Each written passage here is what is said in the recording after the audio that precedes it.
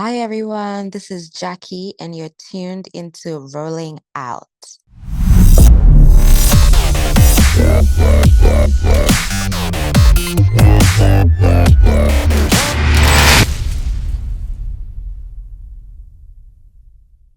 Hey, Rolling Out family, welcome to Rolling Out Music. I'm your host, Eddie Precise Lamar.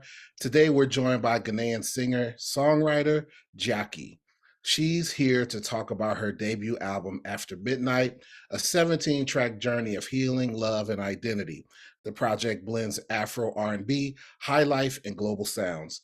Born to the legendary Nana Acheampong, Gyakie is stepping fully into her own artistry and power. We're excited to dive into her story. How are you today? I'm doing so amazing. Yes, and so am I. I'm so excited to speak with you. After Midnight is such a deeply personal project. Can you share what inspired you to create an album centered around the stillness and creativity of the night? My entire schedule in life, my favorite part of the day has always been after midnight. My favorite time has always been within those hours because I've always been able to make the best music. I've always been able to think. I've always been able to plan so many things at dawn. For some funny reasons, I actually didn't notice that I was so in love with dawn until I started creating good music during those hours. So majority of the tracks on the album were made during that time. The studio sessions happened after midnight. And I remember a lot of the creative side of the music and the whole artistry as well. I got most of those ideas after midnight. And I love how calm the world becomes, how quiet the world becomes. Everybody is sleeping. So it's like everywhere just becomes so serene. And that is why I had to name the album After Midnight. So, growing up with your father, Nana Acheampong, as a legendary high life musician, how has his legacy shaped your approach to music and storytelling? It has done so much than I actually thought it was doing. And the main reason why I'll say that is, growing up as a child, I really saw him as my father more Mm, than an artist. So when I was in, nursery, primary school, and he would take us to school, I wasn't understanding what the people were doing whenever they saw him, or the kind of legacy he had left or he's been doing, you know, until I got into my secondary school, my junior high school, and I started realizing that all the times where he used to take us to the studio, all the times he used to rehearse in the house, all the times where he used to write music at home, it was gradually pulling us to fall in. When I say us, I mean my siblings and I. It was pulling us to fall in love with music and art and everything around entertainment. But I didn't see it at that time, because he always involved us in the music that he was doing because he loved it. And then slowly, I also kind of like fell in love with it. And because of that, I've been able to have so much interest in jazz and high life. I listen to a lot of high old school music because growing up, those were the kind of sounds that my mom and my dad would play in the house. And that has influenced my writing, my stage performances, the way I write and create my music.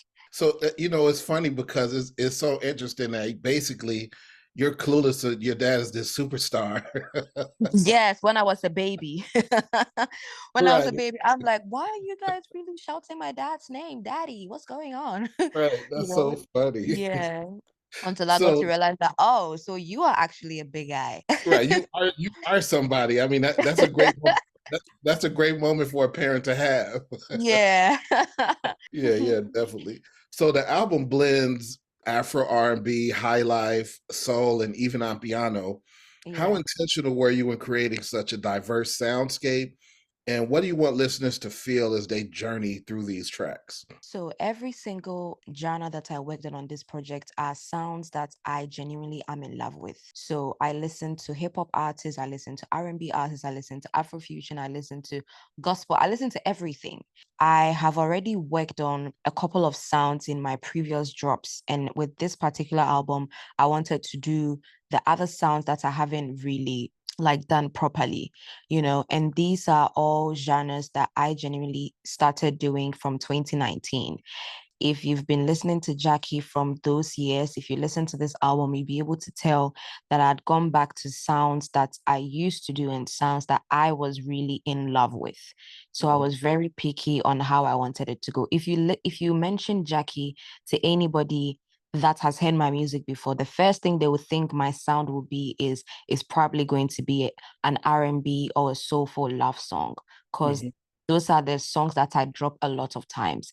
And if you listen to this album carefully, you'd be able to realize that I really paid attention to the soul and then emotions and, just calm music, the kind of songs that you'd be able to really and truly play after midnight, you know? Yes, I love the way that I love just how the album feels. It feels exactly how you describe it. Man, I'm just able to chill and at the same time just able Yeah, to enjoy some really good music and some really good vibes. yeah, that is the goal.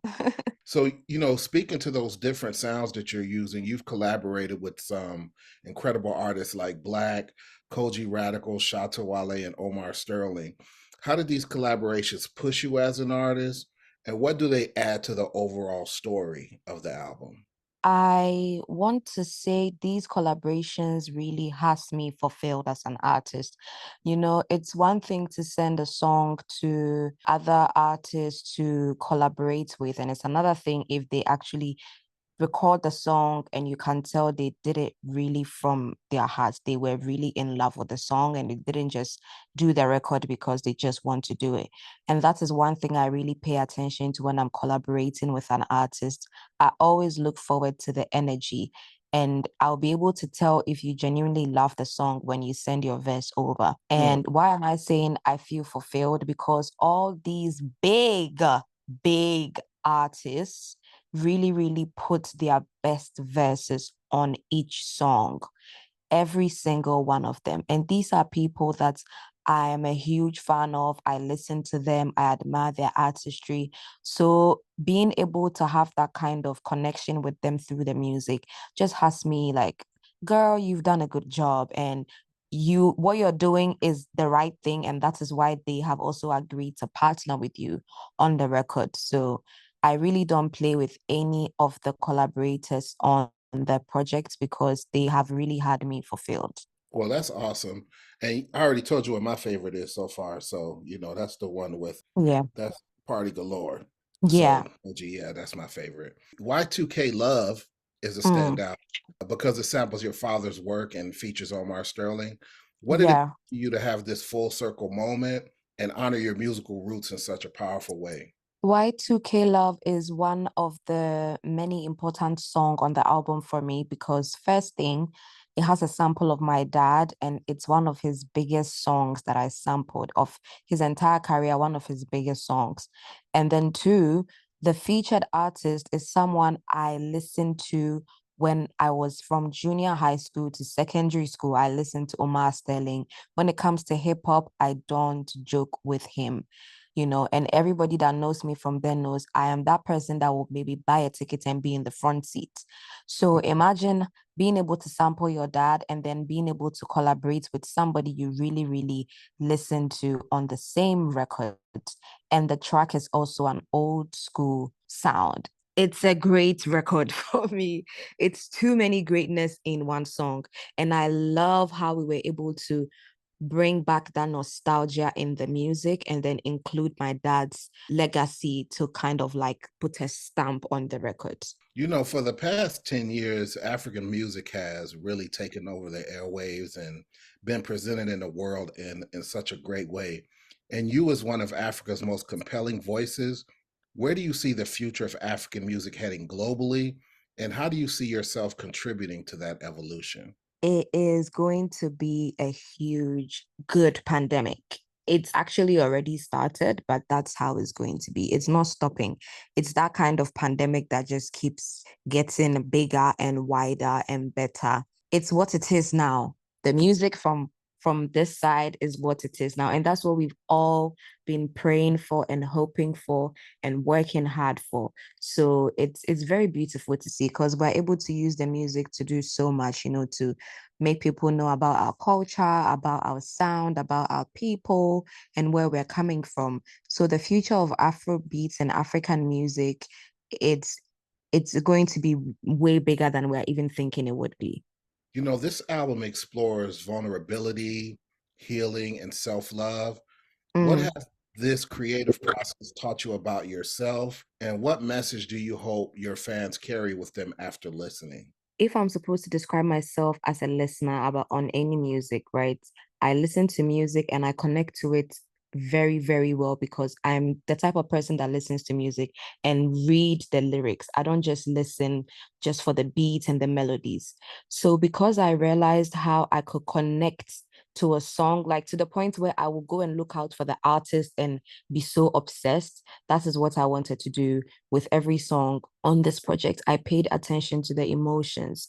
I want people to listen to this album and then they would experience a shift in their emotions, whether it's going to be triggering you to cry because it made you remember a past relationship, or whether it's going to boost up your confidence, or whether it's going to have you healed, it's going to make you feel like you want to be in love. It has to trigger something with your emotion. It could be one song, two songs, at least one song should do something. And that is what I wanted to do. So I was very intentional about the kind of things I was saying in the lyrics, because you should be able to read the lyrics to the song and still understand or feel something, even when you're not listening to the actual music. I love that you mentioned that because words are powerful, and I appreciate that you are intentional with the way that you're delivering your songs and how it should affect people. So thank you for that. Yeah, yeah. Where can people find you? So Gyakie is literally everywhere. My socials, Gyakie, on Instagram, Facebook, TikTok, Twitter. Same as my streaming platforms is the same, Gyakie worldwide. Jackie, thank you so much for joining us today. Thank you so, so much for having me. This was such an amazing interview. Rolling Out Family, Jackie's After Midnight is a soundtrack to reflection, healing, and celebration. Make sure you stream it, share it, and support this incredible artist who is carrying Africa's sound to the world. This is your man, Eddie Precise Lamar. And as I always say, stay focused, positive, and productive. Peace.